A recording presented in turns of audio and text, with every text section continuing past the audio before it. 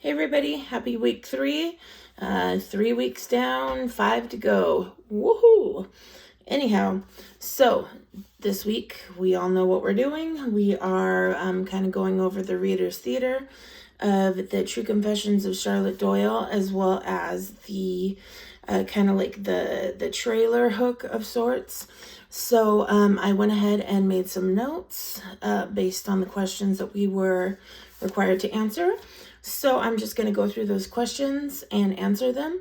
And I'm looking forward to hearing about all of yours as well.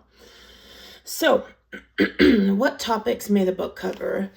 From what I've gathered, I've never read The True Confessions of Charlotte Doyle. What I gather is that she is someone that is accused of doing something very wrong, and I suspect that she is perhaps going to be a stowaway on a boat. Again, I know nothing about the book other than what we've been given in the Reader's Theater version of the story, as well as the little trailer hook that we were able to read this week. So that's kind of where I think the book is going. Question number 2. Does it remind you of anything you have read? I have been quite a reader for a good deal of my life, but no, it doesn't really remind me of anything I've read. I guess the closest thing I could get is maybe like a story in the Bible where like Jesus hid out on a boat, but other than that, no, this is not really in my wheelhouse of books that I would normally read, but I am excited to read it. We'll just leave it at that.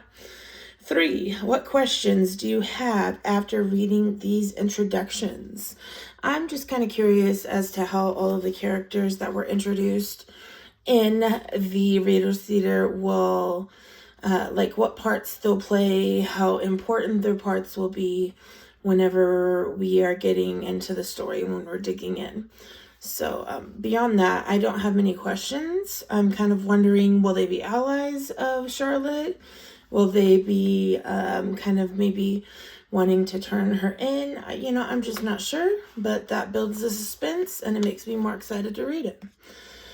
Next, what predictions do you have and how do you support prediction? To be quite honest with you, I don't have any predictions. I would like to think I'm the eternal optimist. The glass is always half full. I'd like to think that she makes it out on the other side okay, but I could be totally wrong. So it's really a mystery to me. That's why I'm so excited about it, because I like mystery books. And let's see, on a scale of 1 to 10, how interested are you in this topic? I'm going to give it a solid 8.5.